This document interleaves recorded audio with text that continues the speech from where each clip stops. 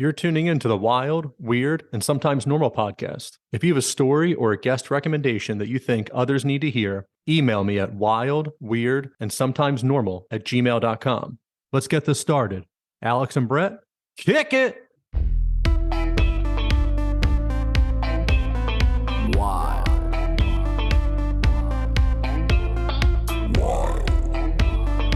Weird. And sometimes wild. Weird. Wild. Weird. Wild. Weird. Wild. And sometimes normal. Today's guest is the Canadian earthquake researcher. An in-depth conversation about predicting earthquakes in specific parts of the world and the magnitude of them. I found him on Twitter a few months ago, late January, early February, after the Syria-Turkey earthquake. He was putting out a lot of tweets that were interesting. And since then, he has made several predictions spot on or right next to it that gives great credence to what he is saying. He's a fascinating follow on Twitter. I recommend you check him out. Enjoy the show. Are you looking for CBD for your pet? My friends at Pure Pet Wellness have what you need. They use the highest quality ingredients. While other companies may use synthetic oils in their CBD, Pure Pet Wellness uses organic ingredients, organically grown hemp, organic coconut oil, organic shea butter, organic beeswax, and that's just to name a few. A family-owned and operated company that also offers fast shipping. Go to purepetwellness.com for all your pet's CBD needs and use the discount code WILD and WEIRD at checkout. That's WILD, A-N-D, WEIRD. Treat your animal right. Go to purepetwellness.com. Are you looking to buy a home in New Jersey? Escape the city and move to the suburbs? Finally purchase that vacation home on the lake or down the shore? Maybe you're one of the lucky ones who are retiring and moving out of state. If so, let me help you. Keller Williams and the Real Estate Professional Group have what you need to make your goals come true. Reach out and have a conversation with someone who will put you first. Contact Brian McCoach at 856-321-1212 or email brianmccoach@kw.com.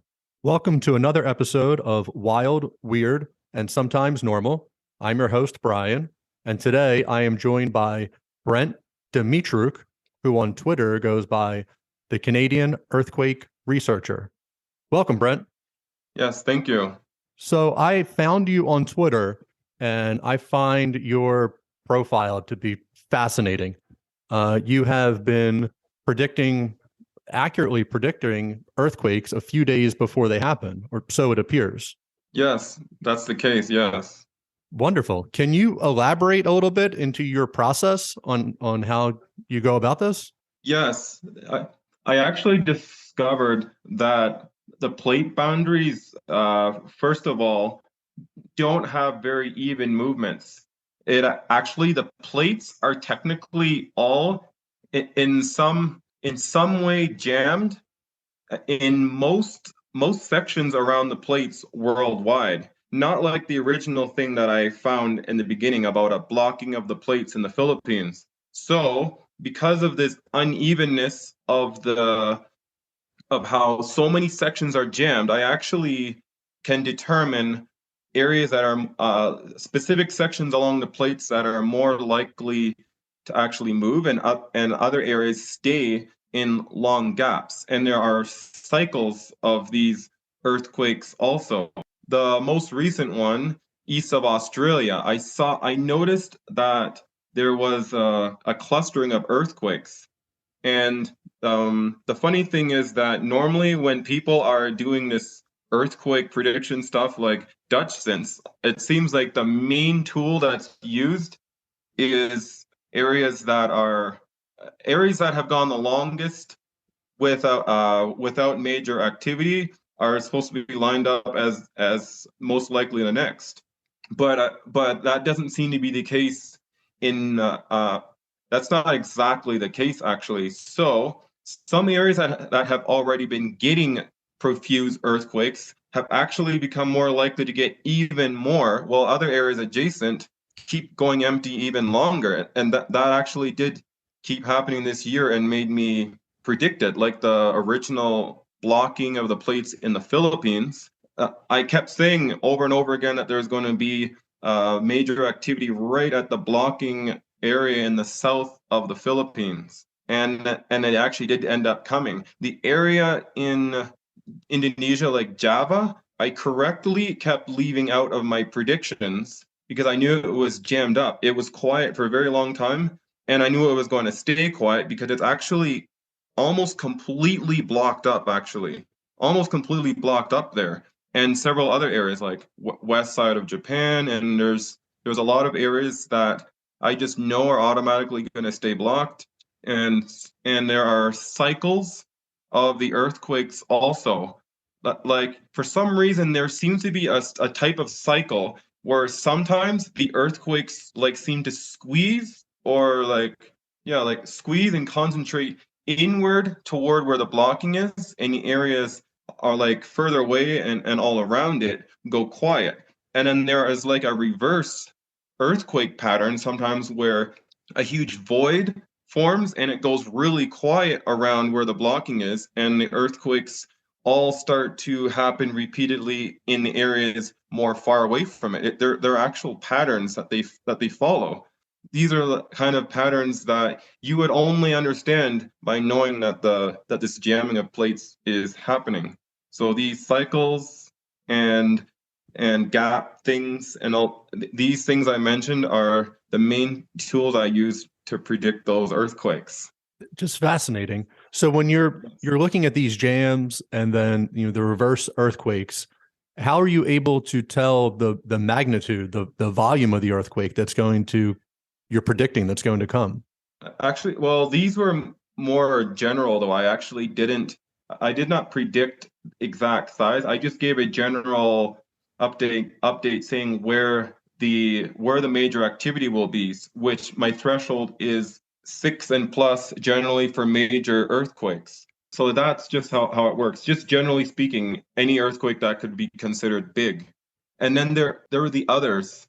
I used a major gap 2 times to predict the really big earthquakes that happened. First, that magnitude 7.6 earthquake that happened to occur at the blocking site at the south of the Philippines, and then even the Turkey one actually. So first, the 7.6 near the blocking in the south of the Philippines, there was a really, really steep gap, drop in earthquakes, and such a strikingly long period of silence happened in a very wide area of the Pacific that I actually used that silence and predicted, and I posted this thing saying, okay, there's going to be an earthquake something close to magnitude 8 in the coming days. And then a magnitude 7.6 happened. And so that earthquake was made off of the silence. That's where I got it from, which was incredible. And then the Turkey earthquake, I actually did something similar. I did post something saying that yet another major slowdown sign, which is a sign of strain, like the plates are straining because they slowed more than they normally would. And so I'd said something 7.7 or larger in the area of the West Pacific or to the east side of Asia should happen within a month. And so my location ended up off, but that was definitely it. It was a huge earthquake. I said 7.7 or larger, and the actual earthquake was a 7.8. So that the Turkey one also, I predicted from a mega gap in earthquakes that happened before it. So that was associated with the Turkey earthquake. It's just amazing. Why is your method? It appears to be more reliable than some of the governments use. That your Indonesia one you're pretty spot on for a specific area. Why is the Indonesian government, why is the Turkey government not using some of the similar methods that you are to get a better understanding? Publicly, earthquakes aren't really even predicted. I actually think, what most of this is that it's mostly what you call classified or confidential or whatever. It's actually not public at all. That's the thing. I always talk about how I'm sure the government knows what's happening. All this is just simply not public. They don't say anything about it. In fact, if they're predicting earthquakes, why would they even tell the public? They literally don't have to or don't want to or both. So that's pretty much why. Right. It's absolutely a shame what happened at that border of Turkey and Syria. All those buildings just crumbled, and I believe the death toll was above 10,000 people. It just seems irresponsible at a bare minimum of not warning your citizens and not trying to help like where you can. It's such a small specific area. You're not just saying it's Turkey may have been a more general area for you, but Indonesia, you're doing a small sliver of it. It's happening right here. You're not saying, hey, United States in general for 4 weeks, don't go inside your house. That seems a little extreme. Like some of your predictions are really spot on to a very narrow area. Yeah. I should also point out the Mexico earthquake. Now that was an interesting one. So I was here in Mexico at the time. I saw a clustering earthquake pattern happening for what at the time was the latest 24-hour period, showing what the small earthquakes were doing, their behavior. So I posted saying, okay, there's going to be a really big earthquake. Some kind of pre-Culebra massive earthquake is going to happen near one of these two dots. And one of the dots was Mexico. And then an hour and a half later, boom, the other 7.6, this was also a 7.6. It happened in Mexico. So my alert, I just posted an hour and a half before the thing actually showed up. This was more about the accuracy for this one was for timing and location. That's, again, it's just amazing. I keep repeating myself these hyperbole of how crazy in a positive way of how you're able to do this. So you think there are governments, people within the government that can do similar to what you're doing, and they just choose not to. They choose not to reveal it. They don't see a benefit as you do for putting it out there. If people follow you, and I recommend you, it's a great follow on Twitter. Follow him, and you're telling people of possible danger zones. Yes, yeah, exactly. So yeah, none of the governments. It seems to be like a taboo, well, especially in the Philippines. Apparently, in the Philippines, it's a taboo to just like the bomb joke regulations on the subway. It's just as much of a taboo to even talk about an earthquake coming. Like you can't even say anything about it. They don't adhere to the see something, say something. They go with the ignore it, and then it's not real. Yes, exactly. That's how it works with the government. So I'm sure. So some of your bigger predictions that you've been making on Twitter, and feel free to drive this in any way that you want, but you believe that there is a 10 plus magnitude earthquake that is going to hit the Japan region? Yes, so that's my main prediction. And that's evidenced by actually I just posted something new that you can therefore see on the Twitter account. That slowdown makes it very obvious because there's just no way earthquakes just take a vacation. That just doesn't happen without a reason. The magnitude 7 and plus range for earthquakes, it showed something really significant, starting immediately from the point of where the Japan 2011 earthquake was, and where I also expect the Culebra event to be located, starting right from the north of that, continuing north to an area just near, like in the south of Russia. That area has seen a very startling drop in magnitude 7 and up earthquake activity. It's so obvious the lack of magnitude 7s compared to the frequency that it was from the start of records all the way until year 2004. If you check, I did a calculation. They came at an average rate of one earthquake of 7.0 and up every year and a half on average, up until they stopped. And now we've gone just over 19 years that wide area has not got any. So you see that that's a big change for sure. Definitely that shows it's jammed and stuck and building up pretty bad. So yeah, that's one of my. Oh, and I should also point out though that something very similar in look to that slowdown sign is happening on the other side, on the south side of it. The same thing is happening on both sides of the Japan thing, and right in the middle, it's just some huge clustering. So you can see the blocking pattern right on it. What is your predicted time frame for this event? Really is hard though to actually. There are very few cues to use from the patterns to actually determine the timing, but the progress of the signs, how it has accelerated the progress in the evolution of the signs, that you can definitely say that we are moving towards the late stages of the tightening because of how much it progressed in the last 8 years. So you would have to say that it's less than 2 years away for sure at the most. I mean, I could be off a bit, but it's definitely getting towards the end of it because it's in the last like 8 years, and then especially in the last 2 years, the signs have really accelerated. The number of areas, the types of slowdowns, all those show that we are at a very advanced stage of the tightening, which has caused the slowdowns. And then another important clue, though, I do use, like, you can use other things that are not directly related to try to get a hint. Like, it does kind of look like the governments seem to have a planned economic crash, it almost seems. And that would make me think that this earthquake isn't going to happen before September, because there are 3 economic events.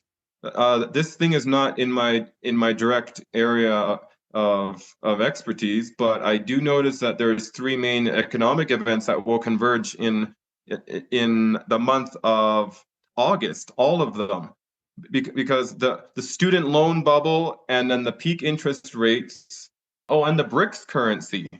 So I'm thinking that there might be a controlled economic collapse coming, and so I know that the event is not going to happen before September, because I know that they're doing something with the economy still by August. So that makes me know that the Culebra event is not going to be before September.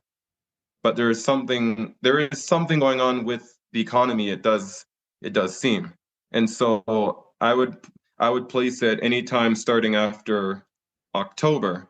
So can I jump in real quick? Can you explain the Culebra event that you've mentioned? Can you give a little detail about what that means? This is the name that I first came up with. I was actually given a request by the followers. So it was actually an idea of the followers for me to come up with a name for the upcoming massive earthquake. So I just happened to pick the word I like the most, and it's in Spanish. I like the word culebra. That was always a word I just somehow loved for some reason, and it means snake in Spanish. So then I applied that name. So initially I just simply called it Culebra. I said it's Culebra.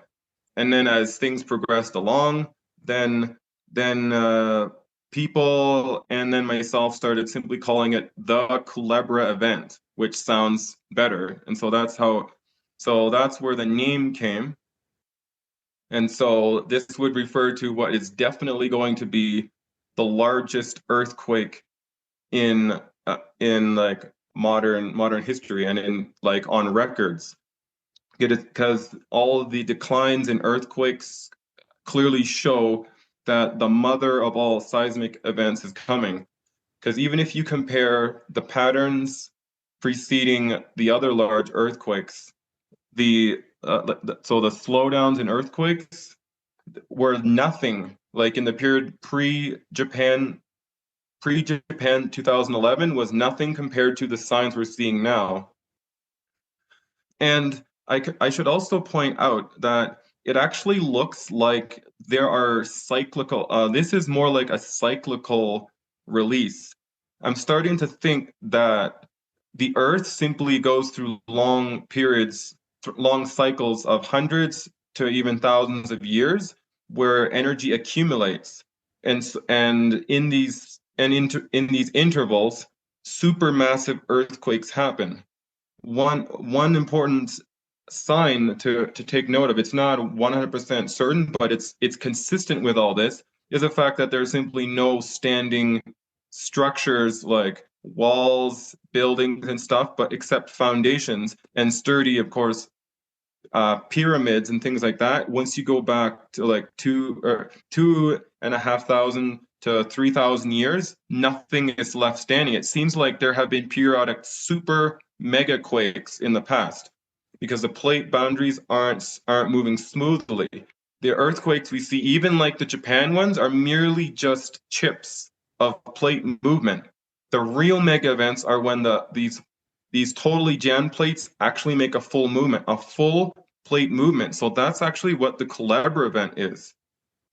It's a full plate movement that happens when finally the strain has accumulated on a plate and the whole plate simply just like jumps or something like that. The whole plate slips at once. And that the tremendous force of a whole plate displacing and slipping to release all that strain is a super mega event, which would cause the whole planet to shake. So the Culebra event would mean a globally felt mega quake. Everything is going to shake because earthquakes are caused by seismic waves. That's why they feel like they are. So literally, the moment of the Culebra event would be a flood of giant seismic waves that would encircle the planet for probably more than an hour. Then there is in fact even a study. There's a study from University of Tohoku, or whatever it's called, Tohoku University in Japan, that even highlights what a magnitude 10 earthquake would be. And it says that a 3,000 kilometer long rupture, starting from central Japan going northeast to eastern Russia, that is enough to produce a magnitude 10 earthquake. You only need 3,000 kilometers long of a plate boundary to rupture to produce a magnitude 10. And my observations reveal that we exceed the required amount of plate boundary length to produce this magnitude 10 earthquake. So that's what is how the plate boundary that you're seeing? What are you looking at for your Culebra event? It actually covers the same as discussed in that study, which anyone can actually Google it. It's Japan times can a magnitude 10 earthquake happen? And so it actually says it. So my area actually covers the same area, but only wider. It would actually extend further out to Alaska and further down to Taiwan. So what you would notice if you actually investigate earthquake patterns, you will notice that there is a very extensive area that is lacking major earthquakes, and you can use that to actually see just how wide this is going to be. It looks like the entire Pacific plate is going to displace in the Culebra event. That, like, all the way to Alaska. It turns out Alaska is actually a fascinating detail about this. Alaska is actually a massive jammed area. And I recently posted something on Twitter with a map where you can see the really strange gap. Earthquakes above 5.5 have been paused. I think there hasn't been any still yet in that wide area. A very wide area from almost to Russia, stretching all the way through Alaska, has not seen earthquakes above 5.5 since more than 14 months ago. It's a very big gap. There haven't been major earthquakes in it. And this is because Alaska is a very severely jammed area of the plate. It should have plenty of activity, but it's really jammed. The signs of how this is the case are especially apparent because of the lack of movement. And this is actually going to all move in the event. It's going to be, I can see the Culebra event is going to be like a chain reaction. One of my best analogies for how the Culebra event will unfold is like the Titanic. What is the safety compartments of the Titanic are supposedly what we're supposed to keep it safe. The failure of one safety compartment then cascades so that eventually it all fails and Titanic goes down. This is pretty much what's going to happen with the Culebra event. The thing that's holding things silent and tranquil right now is because there are multiple areas jammed. When one of these then bursts, this will cause a transfer of the energy on the others, and then the whole thing will cascade and everything will go. Because once, like an area, like say for example, if I don't know if actually the Alaska one might even go first. If that goes first, it will transfer all that load of accumulated energy onto the next one, which is Japan. So now it will then take on all the load from the backed up plate. It's backed up energy. And that is actually how I think the Culebra event will unfold. It's a chain reaction. You see, that's how it will progress. That's going to be quite an intense cascade of events in the Culebra event. So if Japan pops first, you think that transfer of energy is going to go to Alaska and then release that jam, or possibly Alaska could go first and release the transfer of energy in Japan?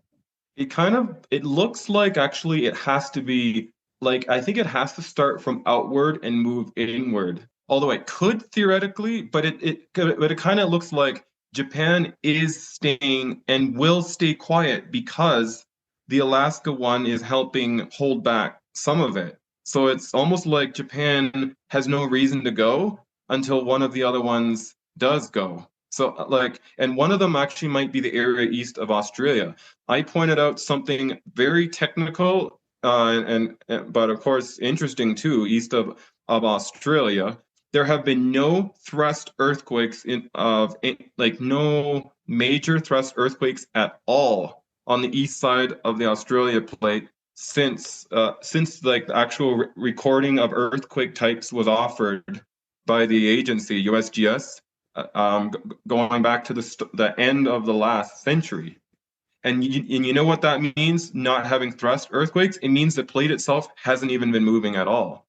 And so that is really accumulated energy on the east side of the Australia plate. So what does it mean that the dip slip earthquakes and the reverse earthquakes only happen there? It's because it's so actually under strain. The rock makes an upward movement or a sideways or downward movement or something like that.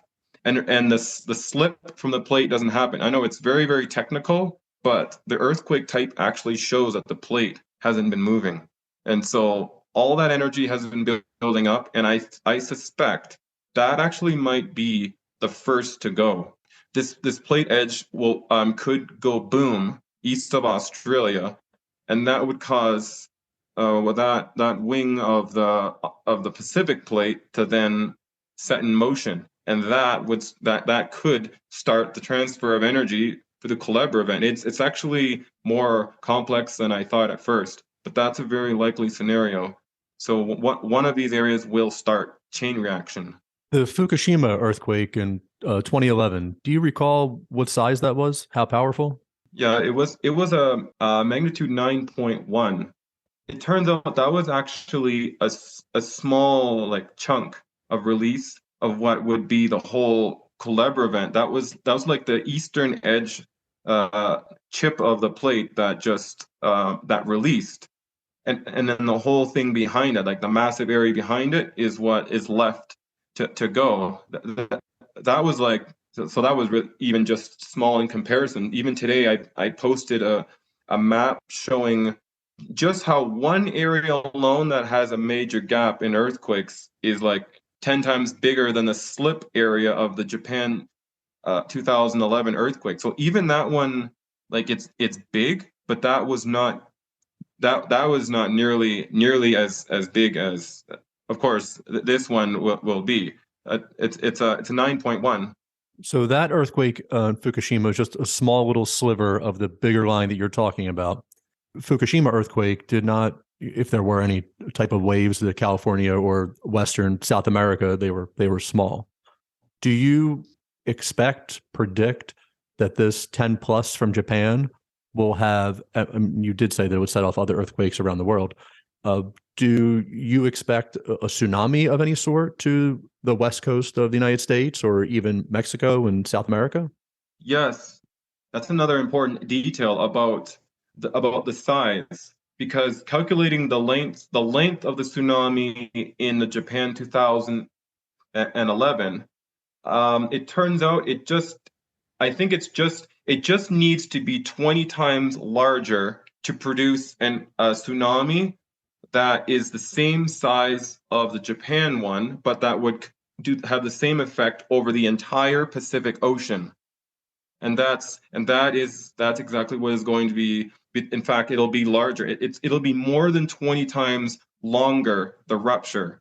So yeah, so in fact, the tsunami will be at least somewhat higher, if not substantially higher than the Japan 2011, and the coverage area will be the entire Pacific Ocean.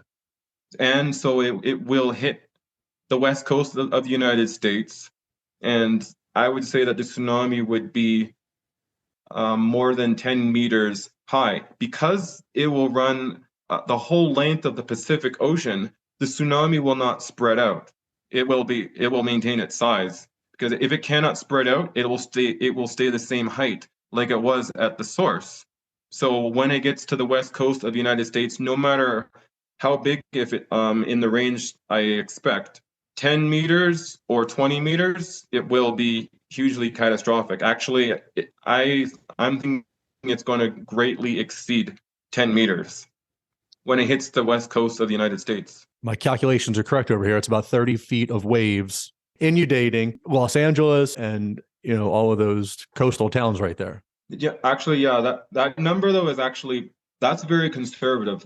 There are so many signs that it's actually going to be a lot higher than 10 meters, actually, like a lot higher than it's all about the force also, because the width of the plate to move is actually it's a lot thicker. Because of it, it'll be a full force movement of the plate. We should be probably talking about minimum 3 times higher for the tsunami height. So this should get, so I guess we can say something like maybe 100 feet minimum, and quite likely even higher than 100 feet.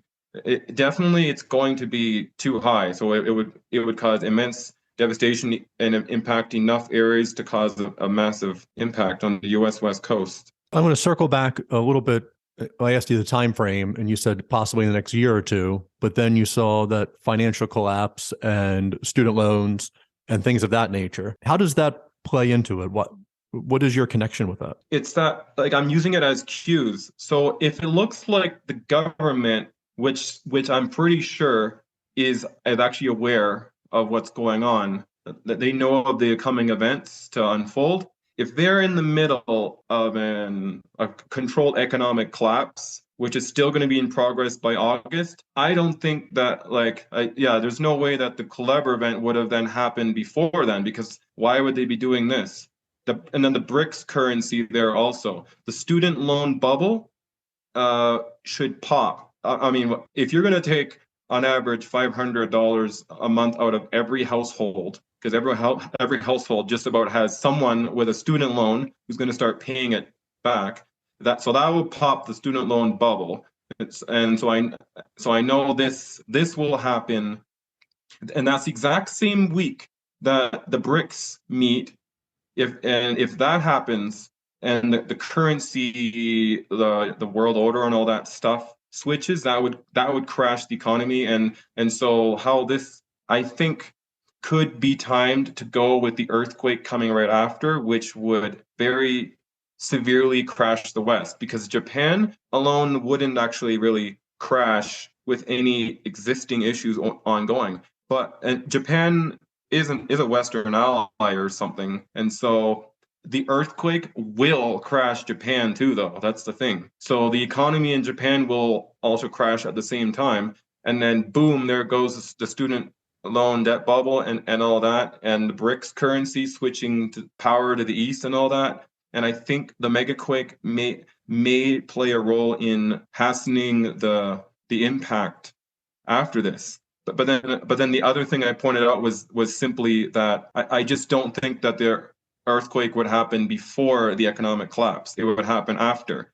But they might be using the earthquake to hasten the damages. So that's where it may come into play, because I think like the earthquake I've continually thought alone should be enough that it will really badly damage Western society. But I don't know, maybe do they want to make the damage even worse? Do they really want to make the worst impact by coinciding the economic collapse right before the earthquake hits? That could be a factor also. So that pretty much explains the economic part. Brent, you're full of good news here. Let's switch. Let's switch to the other coast, because I saw on your Twitter today you spoke about an event in the Caribbean which could lead to a tsunami in New York. So I'm in New Jersey, right below New York. So let's get to my backyard here. What's going to happen? Oh yeah, something I noticed is happening in the Caribbean. This is something that I'm gonna have to post online on Twitter very soon. What's happening with the Caribbean plate? There is a very, very, very steep drop in major earthquakes in the Eastern Caribbean, and this has to be related to everything else I have been saying. Before, the area like where you go to resorts to relax in the Dominican Republic, they used to have a relatively high frequency of major earthquakes, and starting by like a few decades ago, it just halted. All these earthquakes just halted. You can see a very clear reduction in movement. And then the last time there was even modestly long break, it was followed by a series of really, really nasty large earthquakes. And with seeing how long this break is, what I think is going to happen when the Culebra event happens, it means a displacement of the plates. And so the North America plate will shift west relative to the Caribbean plate. And so the lack of movement in the last few decades is because this process stalled. And so the Culebra event will cause the resumption of this displacement, and that will cause it to burst. And that burst is going to produce the megaquake and the tsunami and it's aimed right to where the east coast of the US and New York is. So that's what's going to be the reason. The Caribbean plate is going to produce a mega tsunami that races towards the east coast. And then there is another factor. It's called Seiche waves. There were reports from 2 of the earthquakes recorded so far. What happens in the earthquake is the water level rises and falls in areas very far from the earthquake. The Alaska earthquake, they reported, and that was just a 9.2. It caused a rise in water enough to damage harbors and even boats, I think. And then the Japan one caused a rise and fall of the water in Norway, which was even on film. So the water surged. And the same, but in a much more amplified, much larger scale, will happen in the Culebra event.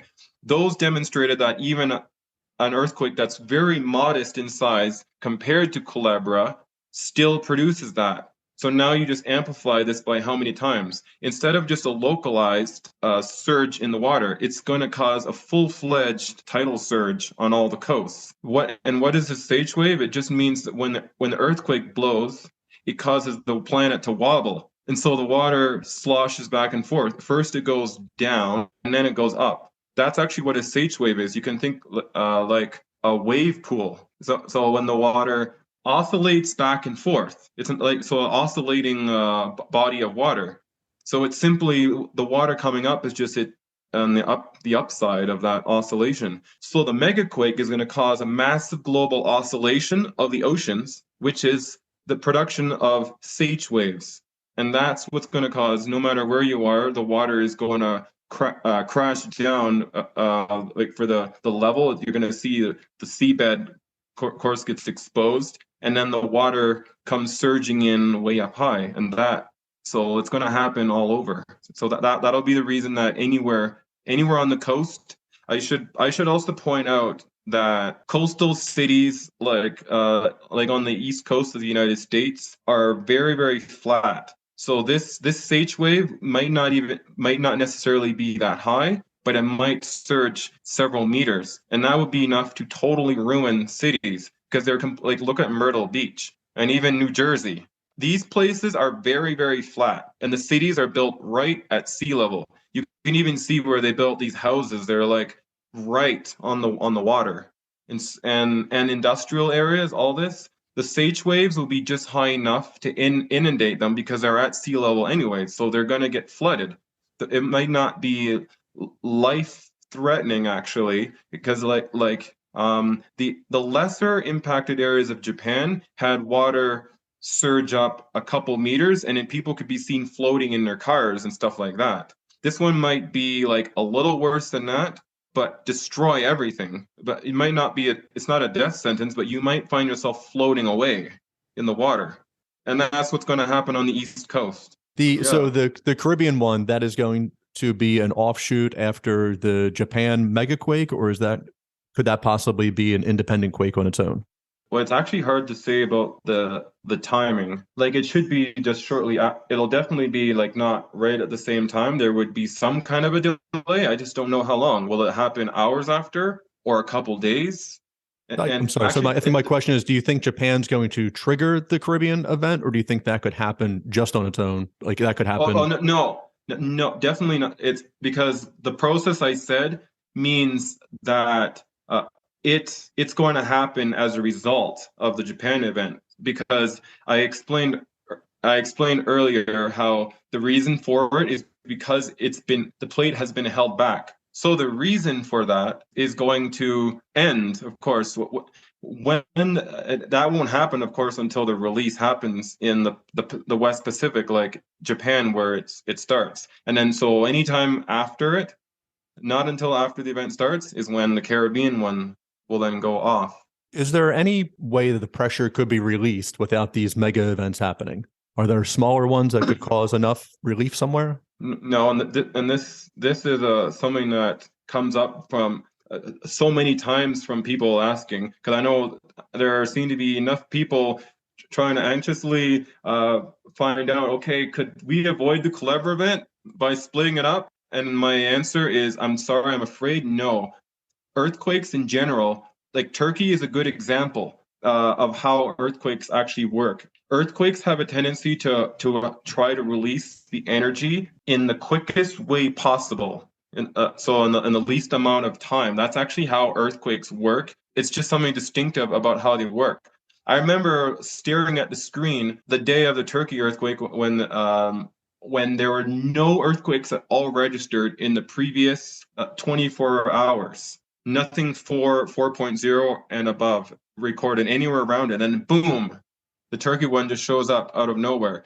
Earthquakes tend to happen fast. The Clever event, although because of the complexity, I'd say a bit more of a share of it would get split up because it is so huge, but that won't really mean much because it's already going to exceed magnitude 10 no matter what. Like Alaska could be a separate part, but it's going to already even exceed 10.0 just by having the other part, the main part go off. So no, it'll actually be divided up in some form, but not enough to like make this not as bad, I'm afraid.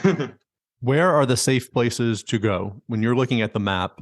Like, do you have a bug out bag? Are you prepared to leave immediately? Are you in an earthquake shelter as we speak? Are you deep under the ground and you're ready for this?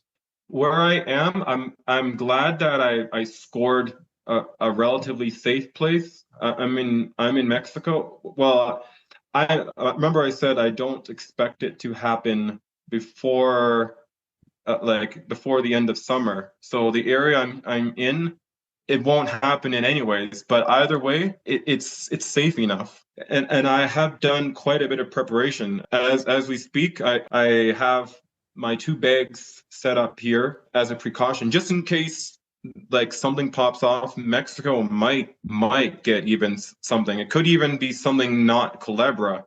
So of course I did think about that, and I put 2 bags where they're very easy to grab and barely take away any of the time to escape. And they have alerta sísmica, which is the earthquake alert. Alerta sísmica, it's called. And it actually sounds before the earthquake. There is ample time from the time that the earthquake starts to the time that the largest seismic waves arrive. I would already be out of the building and with my bags of stuff. It's definitely ready. Even I put two of my bags of the cereals and the bottle of water. I actually keep in the bag the bottle of water that I use all the time for my daily use.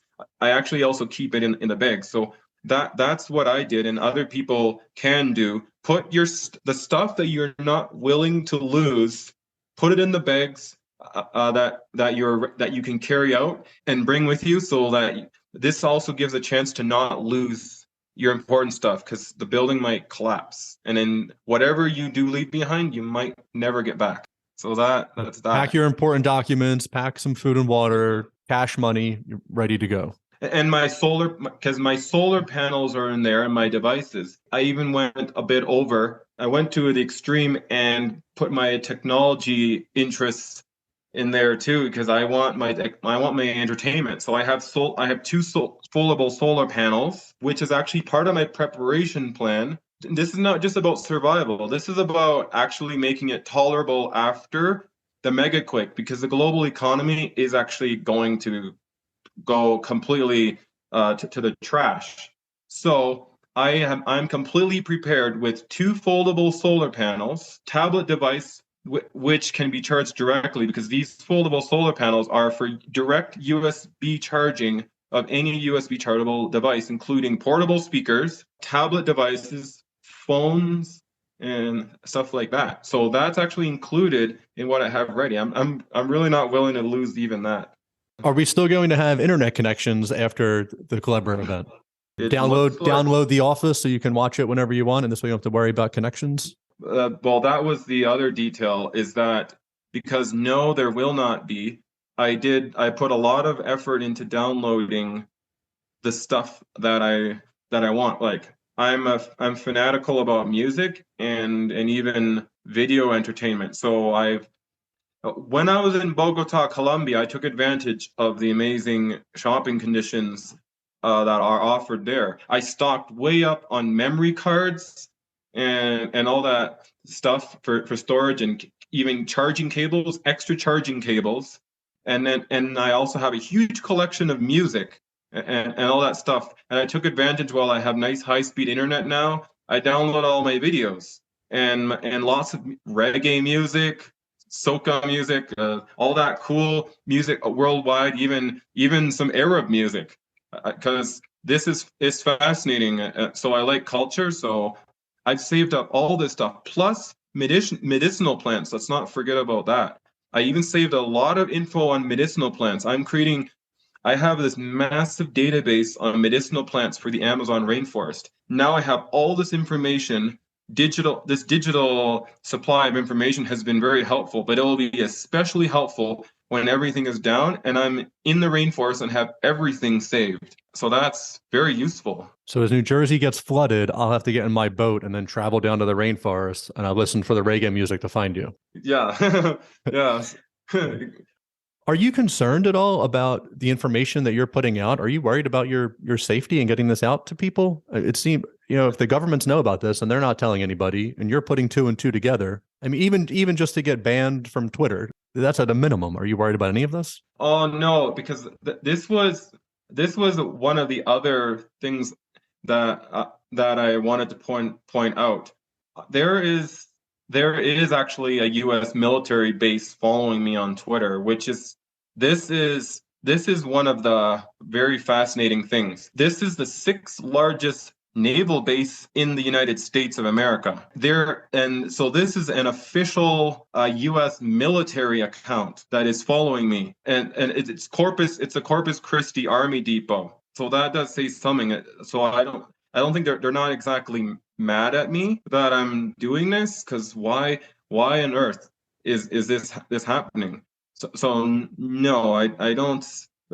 Besides, I would have been banned by now, I think, at this point. So no. So this is a sign that I'm okay. And then besides, the government is therefore aware of this.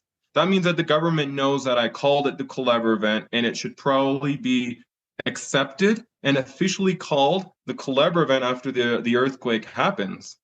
So I think everything is in order. Have you ever had a government reach out to you for assistance in figuring out this? Is there, so the United States is following your Twitter account, but is there maybe a smaller country or anybody associated with them for you to be their expert? No, I really think this is kept on the lowdown, because besides, the primary member of the agency in Indonesia is also following my Twitter. Of course, they're silent. And then the most followed earthquake person on Twitter, which is Frank Hugerbeats, which a lot of people now know about. Do you know about him? Frank Yes, Hugerbeats? I've seen him. Yes. He is actually and then the leader of the Indonesian National Agency they're both following my account. So and then no, of course, there's no communication. So all these examples show that it's very in silence that I'm being watched only, and that's it. So you see how that works, and it's very silent, everything about how it's going. So that it's a very keep it on the down low, but they're very, very aware. So currently not on a payroll, but you're willing to accept an offer. Yeah. Yeah, it's going to stay mostly this way, though. I'd say it's going. This is how it's going to stay like this the whole time. Oh, but I was just thinking about how one important segment that we skipped past and we didn't get to was about the west coast of the United States, concerning about the earthquakes. This is about the San Andreas Fault. It turns out, just like the other areas I mentioned, there are also important signs on that, because the San Andreas Fault, you can actually see, based on its activity history, that it too has locked up. It is a very strong case demonstrating what I've been saying is happening to the Pacific Plate. Because the Pacific Plate has been held back and is stalled out due to the blockage of the plate, earthquakes along the San Andreas Fault have totally declined. It has gone from a very long active history to completely quiet. And I actually looked at the records. Locally, it does actually go back much further. There in particular, they have physical records of earthquakes going back to the beginning of the 1800s. Not like most places in the world, but there, yes. So you can see the frequency of major earthquakes on the San Andreas Fault from the beginning of the 1800s. And what you notice is that from the start of these records, they had a very high frequency. And then as you move towards about just over a century ago, the San Andreas Fault went quiet. And it has progressively gotten less and less earthquakes. There has only been, I think I register only one major seismic event on the San Andreas Fault in more than a century now, because it's been that heavily locked. And so what does all this mean, though? The entire San Andreas Fault is going to move when the event happens. The sudden release of the event and the displacement of the plate, you're going to be witnessing in person, or anyone in California, the very displacement of that plate happening. Suddenly, the whole San Andreas Fault is just moving in the event, and that's the release. Nothing that is stuck as a result of the current setup is going to stay that way after. So everything that has stayed in silent is suddenly going to go boom and just go into massive movement. So that's why the entire San Andreas Fault is going to activate shortly after, just like the Caribbean. No, it won't happen before it. As long as this event remains pending, the San Andreas Fault is going to stay quiet. And then this whole thing goes off then. So a tsunami is going to be one of the least of their worries as they're dealing with the San Andreas Fault. Yeah, that'll be the case, because it turns out that the San Andreas Fault in the Los Angeles area covers the inland area. The tsunami hits the coastal area. So in particular for the Los Angeles area, everywhere is like basically screwed as a result of this. Basically, I'm sorry to say, but yeah. So the half of the Metro LA area and San Diego area closest to the coast will get the tsunami. That I know about. And then the half inland is where the San Andreas Fault is located. And because the intensity will be so high, it will totally damage. The bridges will collapse. The factories, it will be complete ruin. So you see that destruction from both sides. Destruction for both sides. Right. Is there anything else that we've left out in this? I feel like we've covered almost the whole world. There are some things that have been left out. There are details like what has happened with Asia. Frequency of magnitude 7 and up earthquakes in the Mediterranean and Europe has crashed. I actually noticed how the Mediterranean, the whole Southern Europe area used to have magnitude 7 and up earthquakes, and those and they were quite frequent. Weren't they like every decade, or that's a relative frequency that they were. And then starting like over 2 decades ago, they stopped. And this happens at the same time that the same thing happened in North America and the rest of Asia. There used to be magnitude 8 and up earthquakes across Asia. So you can see, if you actually follow the patterns on a global scale, you're going to actually notice signs of global gridlock, because all of these areas have been in simultaneous decline. There used to be plenty of magnitude 8 earthquakes in the interior of Asia, and those have paused for more than half a century. That is because of the plates jamming and tightening up. And the reason is because of friction. As the plates are pressing together, as gradually this tightening is going, the faults are responding more strongly to friction, and it's causing to lock. This is actually happening in real time. That's the situation that we're in. And that's more like just... That doesn't necessarily mean that the areas that had these 8s will be among the most heavily impacted, but this is actually, it's one of the major giveaway signs of what's happening to the plates. While the epicenter, of course, will be in Japan, but these are the giveaways that we are sitting on top of plates that have been tightening up, going into a global gridlock state over the last several decades. So those are like the main other signs to cover, and that pretty much covers all the earthquake signs that I have to discuss. Sure. Let me just jump to something real quick. So we mentioned Frank Hogerbeets. So he is of the belief that planetary alignments are causing earthquakes. Do you see that same thing, or are you more just looking at the plates being locked and you're looking at the actual fault lines and jamming and the history of earthquakes? Yeah. I am only following strictly signs based on the earthquakes themselves. So the earthquake behavior from them themselves are what make me determine what the situation of the earthquakes is, and the plates. So I do not use.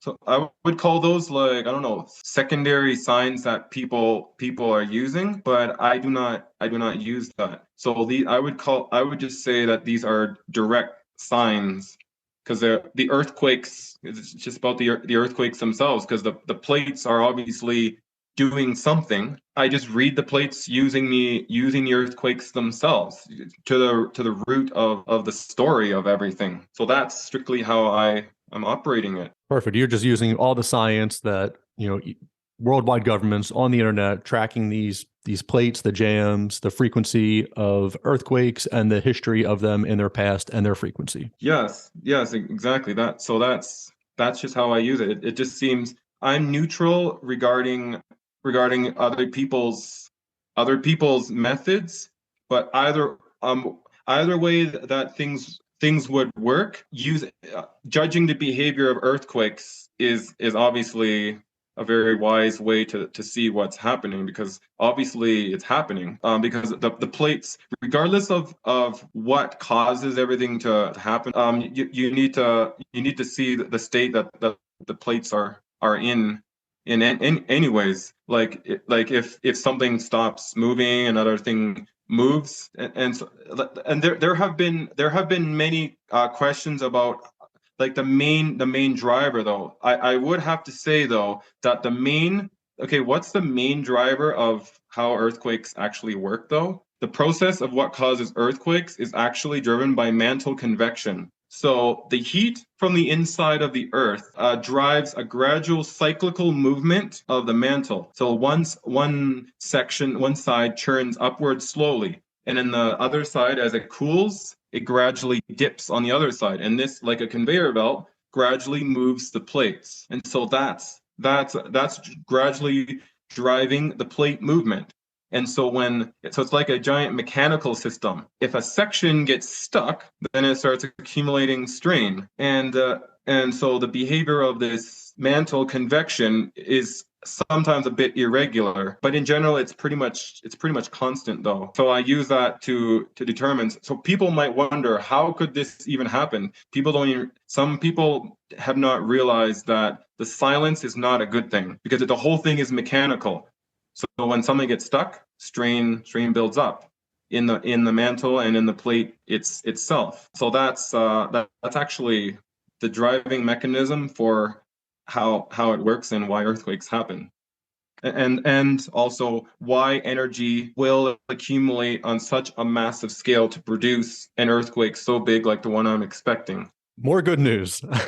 Brent, you rocked this interview, man. I really appreciate it. You are on Twitter. You are a Canadian earthquake researcher.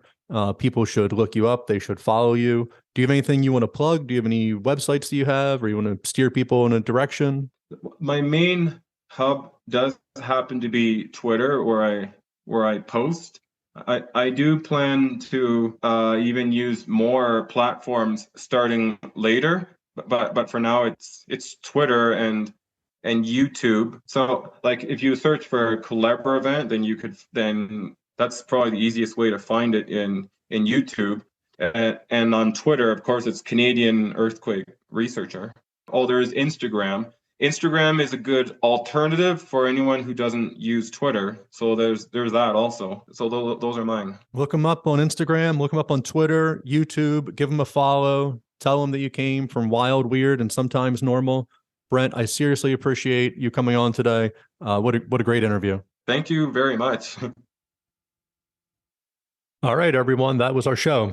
Don't forget to leave a review on iTunes, Spotify, or wherever you stream your podcast. Like and follow the podcast on Facebook and Instagram to stay up to date in all things wild and weird. Check out the links in the show notes for more information on our guest. The biggest support you can offer is to tell everyone about the podcast. Until next time.